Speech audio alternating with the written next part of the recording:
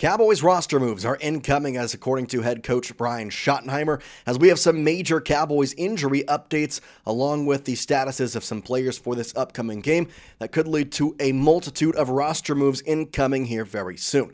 We'll talk about all those right here today on Cowboys Digest. Welcome everybody.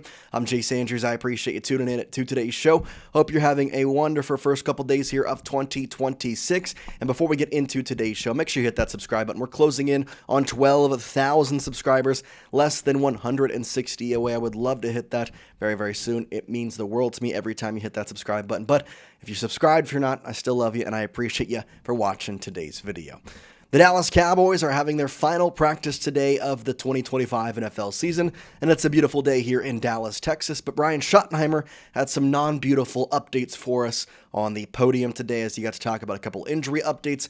Don't have the official statuses yet, but we did get some major updates on a couple players. We can see here on the injury report, it is full of names, and I'm not going to go into every single guy. I'm not going to look into every single person because let's be honest, the Cowboys have had a huge injury report basically for the entire season, but this one's different because Brian Schottenheimer immediately said that the Cowboys are looking at a number of roster moves coming up on Sunday's game, as it's not looking good for Javonte Williams Jr., who's in the concussion protocol. DeMarvion Overshawn probably won't play, and he's iffy on running backs Javonte Williams and Malik Davis as well, leaving a lot of slots open for the Dallas Cowboys.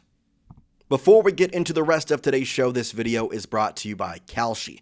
Kalshi is the largest prediction market in the United States, and on their platform today, you can trade yes or no on real-life events, sports, elections, and really anything and everything. If you're in California, Texas, like our Dallas Cowboys, or anywhere across the country, Kalshi is live right now in all 50 states. For sports fans, we can trade on game outcomes, playoff chances, or player performances, all on a regulated market in which you can cash out at any time.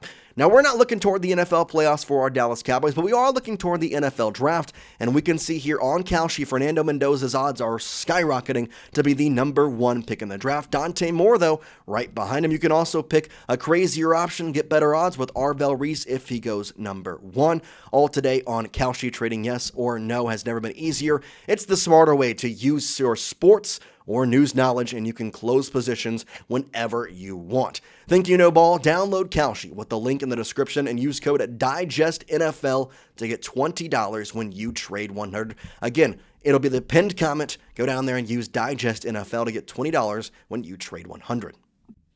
Now, what could these roster moves be? Well, that's what we're going to talk about here in today's show, talking about who could potentially be upper raised or even signed to the game for this last game of the season.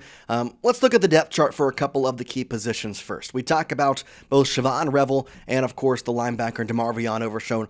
Cornerbacks are a bit interesting because now with the trade, or rather release of Trevon Diggs, you've got Siobhan Revel, who may or may not be ready. Trezequay Bridges is there. Corey Ballantyne, who just recently signed. CJ Goodwin as your backups to Reddy Stewart, Kalen Carson, because Deron Bland, he's out with that foot injury. So kind of an intriguing situation for the Cowboys, but I think I might have a couple solutions to that, as well as the running back game if the potential is there for both Javonte Williams and Malik Davis to not play.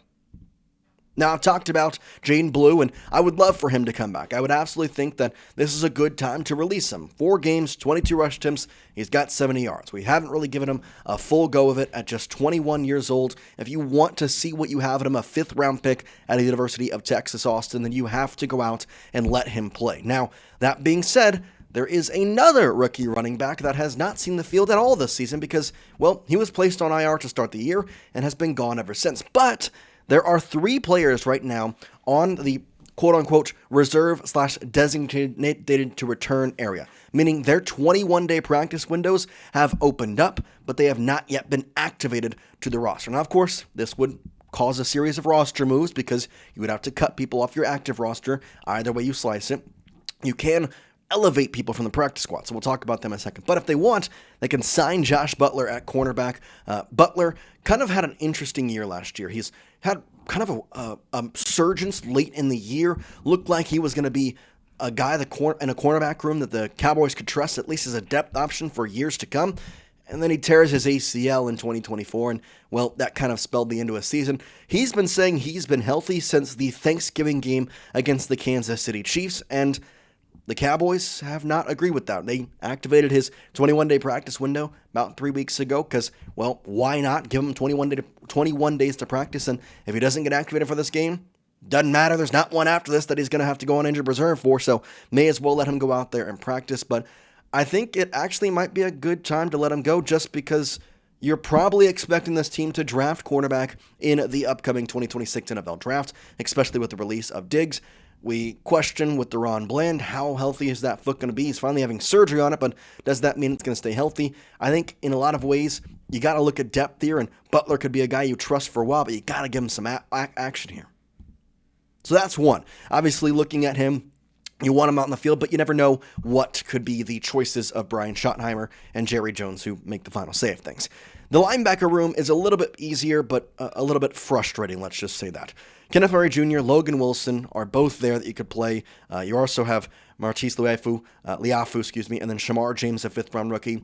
Most of the time when DeMarvion's been out, it's been Shamar and Kenneth Murray, which boils my blood. I'm going to be quite honest with you. I think Kenneth Murray might be the worst linebacker in all of the NFL right now, and I really don't think that's a bad take because he's ranked 82nd out of 88 cornerbacks in PFF, and he's a starting linebacker.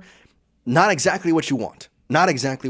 But ultimately, without DeMarvion Overshown, I guess you kind of want to look at picks anyways.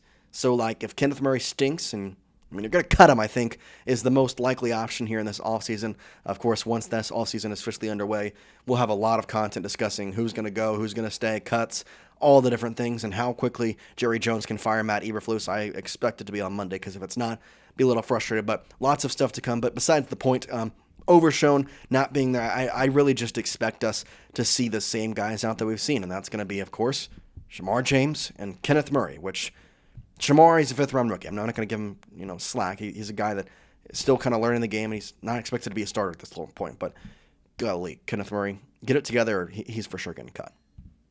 Now, of course, finally, the big thing is the running back room. Knowing that Malik Davis and Javonte Williams are quote-unquote iffy, we could potentially see the first game for Phil Maffa in his NFL career. Now, Maffa, a guy out of Clemson who had a really good collegiate career, over 1,000 yards in his senior season with the Clemson Tigers, 216 carries, 5.2 on the average, 8 touchdowns in his 2024 senior year. In his junior year, he had just under 1,000 yards and 13 touchdowns with a 5.4 average.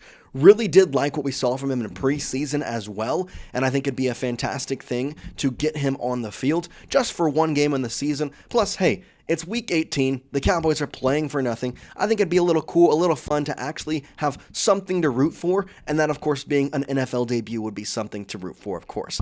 The other option the Cowboys have is, of course, Israel Abanikanda. He is a running back on the practice squad. He got signed a while back, has not been elevated, I believe, even once at this point.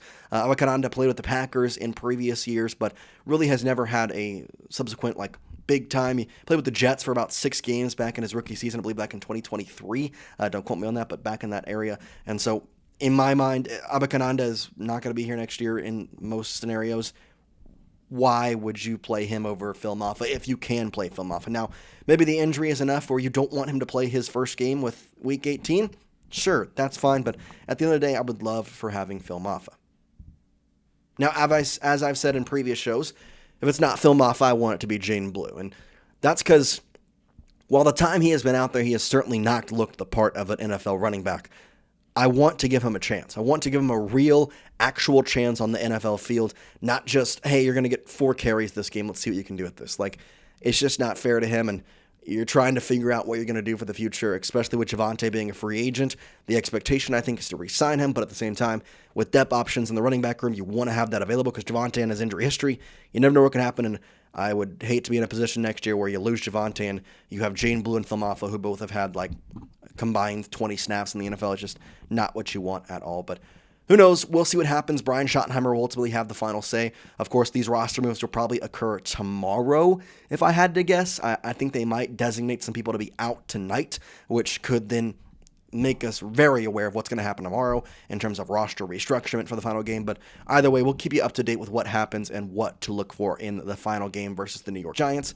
Obviously, Dak is playing. He's very good against the NFC East. So, I mean, for our sake, I would love a win to end the season. You're not going to go back that far in the draft, and ultimately, it would feel nice to end the season on a positive note at least. But we appreciate you watching. Hope you have a great rest of your day, and we'll see you next time here on Cowboys Digest.